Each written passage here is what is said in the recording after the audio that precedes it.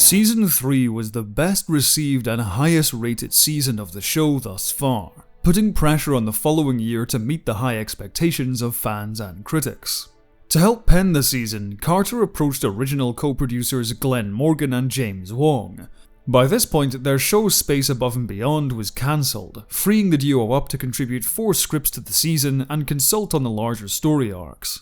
The duo's first contribution to the season was the horrific Home, in which Mulder and Scully contend with a family of inbred killers. The episode is infamous for its graphic content, necessitating a viewer discretion warning upon its broadcast. In fact, I'm not entirely sure I can describe some of these scenes on YouTube without getting this video demonetized, so if you want to see this video uncut and ad-free, jump over to my Patreon page where you can help us beat the algorithm. In a series of flashbacks, the Smoking Man's origins and career as a nameless spook is revealed. While many story mysteries are best left unresolved, the episode carefully walks a tonal tightrope which raises questions as to the validity of what we're seeing. If the flashbacks are to be believed, not only is the Smoking Man a key player in the alien conspiracy, but also the assassin of both JFK and Martin Luther King. Most revealing of all, however, is the Smoking Man's side hobby writing fiction based on his secretive exploits. William B. Davis impresses again with his performance as he shows a very different side of the character. Outside his dealings with Mulder and Scully, the Smoking Man is presented as a humble and even kind figure. Between rigging elections, he buys Christmas gifts for his clandestine colleagues and nervously delights at the prospect of his work getting published. It's comical how unflinchingly he stares down the barrel of a gun, but gets extremely upset at the butchering of his self-insert stories. But once again, there's a high level of unreliability in this narration. Are we seeing the factual accounting of this man's career, or the Smoking Man's own subjective memories? Fittingly, the supposed expose of the character leaves us with more questions than answers. Beyond Morgan and Wong's efforts, this season also contains an absolute showstopper from the regular writing team in Leonard Betts. When the decapitated body of a paramedic walks out of the morgue, Mulder and Scully hop on the trail of a genetic mutant who feeds on cancer.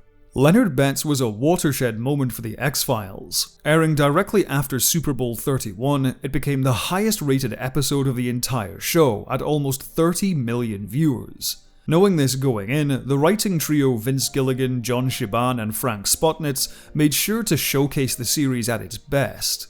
Not only is it a terrific monster of the week for regular viewers, but also a brilliant sampling of the series for newcomers. It features Mulder and Scully's classic dynamic, and a unique antagonist brought to life with high-caliber effects. Betts is a startlingly original creation. At first, his headless escape from the city morgue is played for laughs, but as more of his bodily abilities are revealed, the content crosses into disturbing territory. Finally, we see him as a dangerous but sympathetic figure, cursed with biological needs incompatible with regular society. I'm sorry, but you've got something I need. Conceptually, Betts is the perfect vehicle to wow new viewers. However, it's the climactic twist which beckons them to watch more. I'm sorry, but you've got something I need. Scully's cancer arc divides fan opinion to this day, and it was controversial among the show's writers at the time. Though it was foreshadowed earlier in the series, the arc risks feeling like a cheap emotional manipulation. Thankfully, the writing largely avoids this pitfall, but the arc is somewhat hampered by the constraints of episodic television. After the episode Memento Mori, Scully's illness is barely acknowledged for the rest of the season, save for the odd nosebleed. Gillian Anderson handles the material with grace, showing Scully's anguish beneath a front of professionalism. At first, she's passive-aggressive, feeling righteous anger over the injustice of her situation. Then she's fearful, closing herself off from her friends and loved ones, and finally resigned, having come to terms with her condition and soldiering on regardless.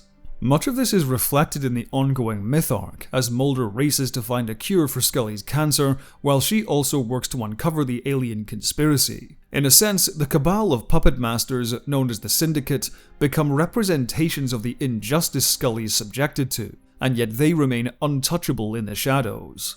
The climax of the arc, which bridges into Season 5, builds spectacularly into a cathartic ending. After all Mulder and Scully have fought for, they finally get some semblance of justice. In an incredibly crafted cross-cut sequence, Scully prays for her life as Mulder brings the hammer down on a syndicate member inside the FBI. I will answer that question after I name the man who is responsible for Agent Scully, who is sitting in this very room as I speak. Agent Mulder, the section chief has asked you a question you are going to answer. Can't do that, sir, because the section chief is the man I'm about to name. Though it's far from a crippling blow, this hard-fought victory earns the agents a well-deserved reprieve. And the winner is Gillian Anderson, the X-Files. David Duchovny, the X-Files. By season 4, the X-Files was no longer a cult success, but a mainstream hit, averaging nearly 20 million viewers per episode and ranking in the top 20 shows nationally. From hardcore geeks to the man on the street, the X-Files was known the world over. At the end of its 4th year, the show took home multiple awards, including Golden Globe and Emmy wins for Gillian Anderson and David Duchovny. The two leads were now household names and venerated sex symbols. The show even influenced wider culture through the Scully effect, a documented phenomenon which saw a notable increase of young women entering STEM fields and law enforcement, inspired by Dana Scully as a role model. The X-Files' success seemed poised to go beyond the small screen. Between seasons 4 and 5, Chris Carter and Frank Spotnitz approached Fox about the possibility of an X-Files movie. After receiving the early script drafts positively, the studio greenlit the project. Preparing for the movie while also producing and filming season 5 proved to be a massive challenge, one which David Duchovny seized as an opportunity. Having received multiple offers for other shows and movies, Duchovny requested the X-Files move production from Vancouver to Los Angeles. This would allow him to take on more opportunities while also being closer to his wife who lived in the city. Gillian Anderson also supported the idea. Chris Carter was opposed, having loved working with the Vancouver-based crew. However, with the show's two leads adamant about the change, Carter had no choice but to acquiesce. Season 5 would be the last to be shot in Canada. As a farewell, the producers sent out a call for thousands of X-Files fans to play extras during a scene in the season finale. Over 12,000 fans showed up to Rogers Arena in Vancouver, turning the day's filming into an impromptu fan event where Duchovny and Anderson hosted a Q&A and the crew auctioned off production material. It was all to say one big thank you to the city for hosting the series for so long. The busy production schedule for the season necessitated several Mulder and Scully light episodes, such as The Unusual Suspects. In a flashback, we see the origin of the Lone Gunmen. The Lone Gunmen were first introduced back in the season 1 episode EBE. Their mix of quirky personalities, nerdy interests, and anti-authoritarian efforts quickly made them fan favorites. Next to the slickly dressed FBI agents who won over mainstream viewers, the gunmen were the projected self-image of the geekier type of X-Files fan. While Mulder and Scully could pass in high society, the trio of Byers, Langley, and Frohickey were unmistakably outsiders. Yet their diligent investigative work and technical skill made them invaluable allies to the agents in many episodes. Unusual Suspects is the first episode carried entirely by the trio. The script weaves an offbeat noir-inspired story. Byers, originally a federal employee with unshakable faith in his country's institutions, is pulled into a darker world of intrigue by the beautiful Suzanne Modesky. Eventually they join forces with the squabbling IT business rivals Langley and Frohickey to stop an experimental bioweapon being used against the American people.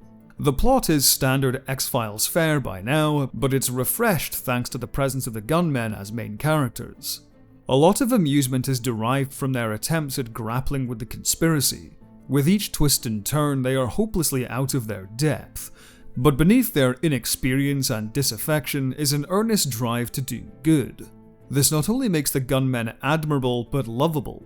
After the success of Unusual Suspects, producers began to wonder if the lone gunmen could lead their own show one day, but more on that later.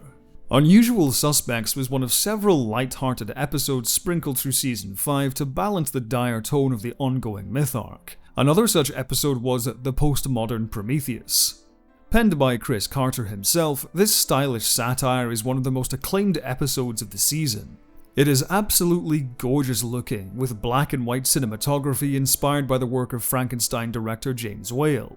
Beyond the monochromatic palette, the episode is brimming with stylish direction and production design. It nails that gothic horror aesthetic, creating an episode that looks like it was ripped right out of 1930s Hollywood. This overt visual inspiration ties into the script's satire of an American public whose worldview and self-image is shaped entirely by the media they consume. It's an extremely meta episode, the climax of which literally sees Mulder talking to the writer to pen a happier ending for the story. The impromptu Cher concert almost reaches the heights of Darren Morgan's genius blend of absurdity and sincerity. But even among Morgan's body of great work on the X-Files, Carter's Post-Modern Prometheus is without compare. And my hot take is, I don't particularly like the episode. I acknowledge its strong presentation and clever commentary, but at its heart is a plot I have huge problems with. Unfortunately, much like Season 4's Home, I can't discuss the finer details without getting this video demonetized, so if you want my full thoughts on the episode, you can find the uncut version of this video on Patreon. The middle of Season 5 gets a shot of adrenaline in the form of Kill Switch. Penned by legendary cyberpunk author William Gibson, Kill Switch sees Mulder and Scully hunt down a rogue AI. The episode is a treat for fans of Gibson's work, and the writer's idiosyncrasies spark off the X-Files formula beautifully.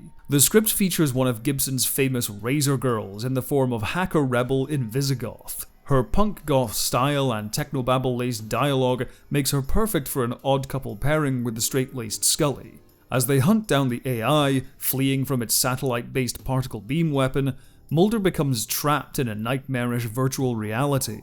The script's fusion of complex computer jargon, high-concept science fiction, and absurdist imagery may be too much for some viewers, but the suspenseful action set-pieces and intricate plotting make for a thrilling race to the finish. Immediately after Kill Switch, Vince Gillian pens another banger in Bad Blood. Mulder, in a drug-fueled confusion, seemingly murders a teenage boy for dressing up as a vampire. As he and Scully brace for their disciplinary hearing, they each recount the events that lead up to the incident. Like Jose Chung's From Outer Space, much of the enjoyment comes from the different perspectives of the characters. In Scully's recollection, Mulder is a caffeine-fueled madman who leaps to absurd conclusions and delights in tormenting his partner. Is there any sign of... 2 small puncture wounds on the neck? That's not what I was going to ask. Too bad, we got him. Check it out. Have you noticed that this man's shoes are untied?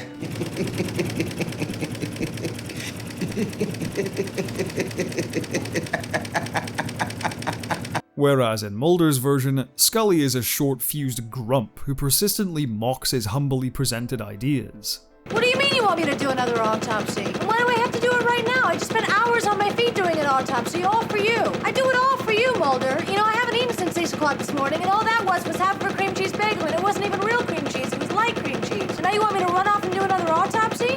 This is Duchovny and Anderson's chemistry at its finest. Having played these roles for half a decade by this point, they have a blast playing parody versions of themselves.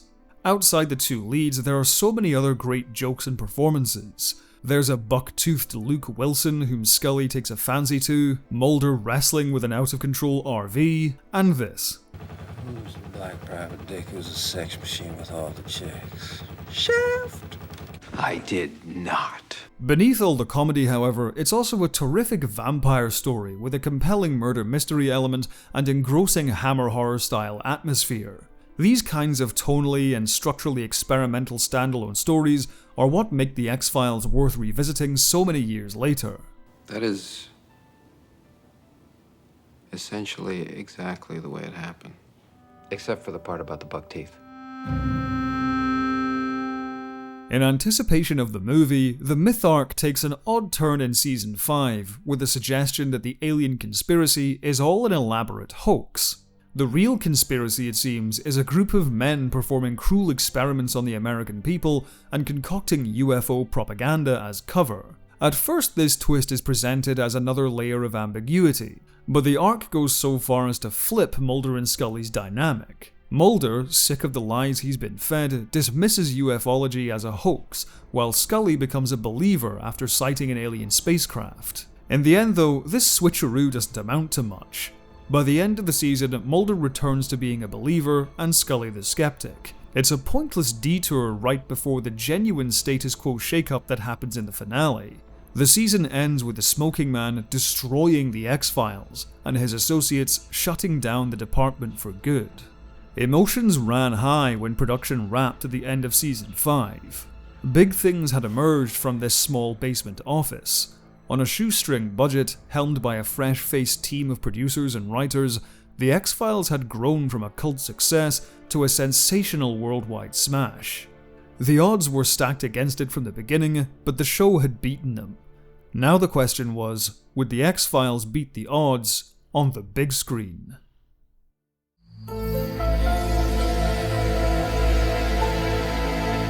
Thank you for watching. If you liked this video and want to see more, subscribe to the channel and hit the bell icon to stay up to date on future uploads. On my Patreon, you can see videos early and ad-free. The link is in the description. Thank you to all of my patrons and members, with an ultra thanks to Tim Spot, Eamon Kelly, Michael Hardy, County Ark, Mike Halsey, Olivia Computer, Bano, Jaron Walker, Tom, Director Kate, Patrick Fleming, Matthew Camille, Lilac Yane, Ed Mark Star, Extreme Streamer, Howard Craig Kervik, and AS Caging 101. Thank you once again for watching, and until next time, have a good one.